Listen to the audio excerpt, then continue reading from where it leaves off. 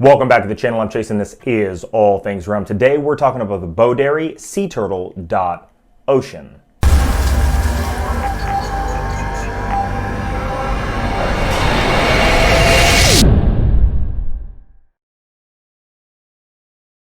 Now, Boderry did reach out to me and they did send me this watch for free to review. However, that's not gonna affect my review of this watch. I've had it for a couple weeks now. I've had it on the wrist many of times, and honestly, I have almost nothing but positive things to say about it. Now, first and foremost, Boderry admits that they are made in China. In fact, they proudly say it across their website. Yes, we are made in China, and we don't hold any bones about it. They really don't care. To me, that's quite refreshing. In fact, some of their watch lines are actually really awesome, to include their Elite Micro Order series that really surprised me on their quality of watch and watch design. They have both dive watches and dress watches, along with some other things. Specifically, today, I am eventually gonna get the Elite. I'm gonna buy that on my own because I really love the idea of reviewing that Chinese-made micro rotor watch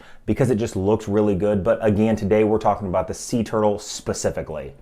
Now, before we get into everything, just remember chasestraps.com, link down below. That is my own personal watch strap company. Very high quality leather at affordable prices. Now, one of the things I really like about Boderry is the fact that they are extremely affordable. The micro rotor watch I was talking about is $340. The SeaTurtle that we will be reviewing today is $140 on sale from $180. Now, this watch is a pure titanium watch, so you're getting an automatic titanium dive style watch because it only has 100 meters of water resistance, but you're getting a dive style watch that's pure titanium for $140. It is automatic. It's really hard to beat those prices.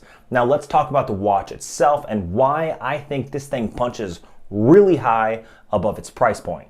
Now first, let's talk about the overall general design of the watch. Now it does have that classic Submariner design, but it's really hard to get away from in 2022. That is such an iconic design that most case shapes for any dive watches are gonna be the same. Now this watch, again, is pure titanium, comes in at 30% lighter than stainless steel, which is basically the industrial standard that everybody else uses. So it is a lighter watch, but it is also stronger than stainless steel. Now, a lot of things that people don't realize is that titanium does scratch easier than stainless steel, but it is more impact resistant, durable, and it's lighter. So it's one trade-off for a couple better ones, in my opinion. Now the case is going to be brushed all the way around, no high polishing, and honestly, it just looks really good on this watch. The one specifically that I have is the navy blue, both the bezel as well as the dial. Now the case size on this is going to be 40 millimeters in diameter, so it's a really good size for basically every wrist out there. 40 millimeters is a little bit big for very small wrists, but my wrist is 7¼ inches, and honestly this thing has a very good sweet spot. Only 12.5 millimeters thick, so it's not too thick at all. In fact, slips under the cuff just fine and just right at below 13 millimeters. The lug width on this is 20 millimeters, which means you can basically fit any watch strap in your arsenal on this watch, to include a watch strap from Chase Straps. Now, covering the dial is a Sapphire Crystal, so again, it's good at a price point of $140. You get both a titanium case, fully brushed. You also get a Sapphire Crystal over the dial. Honestly, even if it was quartz, it would still punch above its numbers, but it is an automatic. Now, before we hop into the movement, let's talk about the case back. The case back is a screw down case back. Again, 100 meters of water resistance, screw down crown, and on that case back is a SeaTurtle. Now, this watch was designed to sort of give that, hey, the oceans need saving. It's one of those reaching out for environmentally friendly people. Honestly, I don't want the oceans to be dirty, but that is not my main reason for purchasing a watch. So if it is your reason, if you love watches and you love to save the environment, maybe this is a good mesh between both saving the environment as well as buying an awesome watch. Now the bezel is a blue steel bezel and it is a unidirectional 120 click. It does offer sort of a coin edge bezel, but they're not as deep and they're not as prevalent as something you'd see on a Submariner style homage. Honestly, it's really nice to see something different. Most people, what they'll do on the bezel is they'll do either a coin edge bezel or a scalloped bezel. You know, the scalloped for the Omega Seamaster and the coin edge bezel for the Rolex Submariner. And honestly, it's really nice to see just something different. Now the dial on this is where this watch really does excel, in my opinion. It has applied indices all the way around. It has different than the standard Mercedes hands. It has a arrow hand for the hour and it has a sword hand for the minute. Really nice to see some variation there. Shows that they do have some design cues as opposed to the standard homage of the Submariner. That's really good to see. It does have, again, applied indices all the way around, and it does have Swiss Luminova, the BGW9 in those indices, so it does definitely shine bright at night.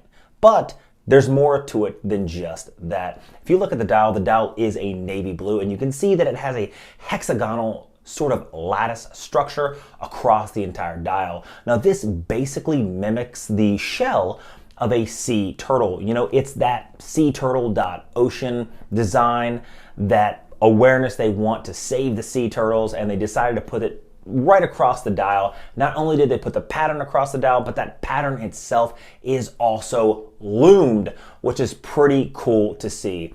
Has a date at the 3 o'clock position, and again, it has a Miyota 8215 movement housed inside, beating this thing at 21,600 beats an hour. Now the Miyota 8215 is really nothing to write home about. It's good to see that they had a solid caseback on this with the design of a sea turtle as opposed to an open window caseback, which I'm just really not a fan of when it comes to basic movements like the 8215. Again, it is a workhorse, 21,600 vibrations an hour, and it does have roughly 40 to 42 hours of power reserve. And honestly, it's in a lot of watches, so if something ever happens, servicing this is gonna be pretty easy. In fact, you can replace the movement itself wholly from a secondary shop with just the movement itself if you like modding watches for like 15 bucks. So it is cool to see that they have that in between of both workhorse and quality and design of their actual watches. Again, 140 bucks for this watch.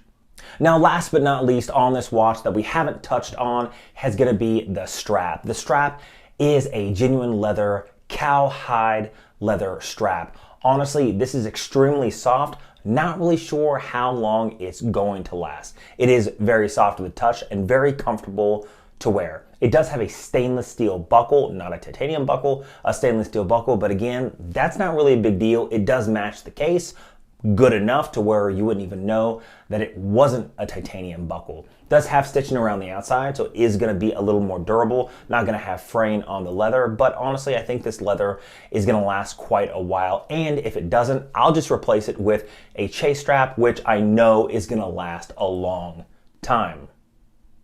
Link in the description.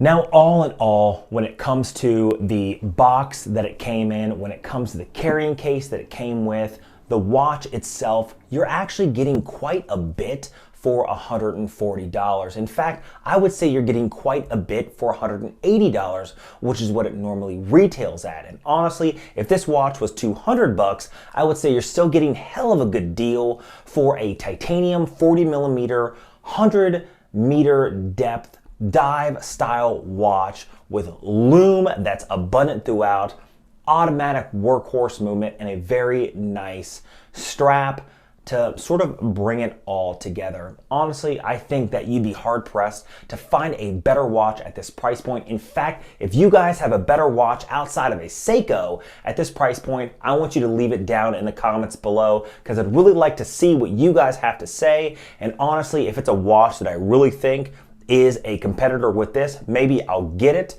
and I will review it and then I'll compare it and we'll actually see if you are right.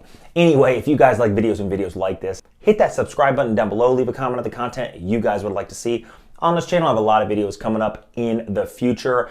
In fact, I have a video coming out basically every 4 days at this point. I'm just super slammed at work. If you guys have watched this channel for any period of time, I'm a police officer, so I am just slammed at work, and I'm trying to also provide content to you guys who I absolutely love and appreciate. Every single view that you guys give me, every single subscribe that you guys give me, and every single like and comment. I love to reply to your comments. I reply to every single comment that I possibly can, and I love the back and forth banter. Honestly, I really enjoy the community that we're building. This is a new YouTube studio setup. I still have to soundproof everything, so forgive the audio. It's only gonna get better as the videos go on.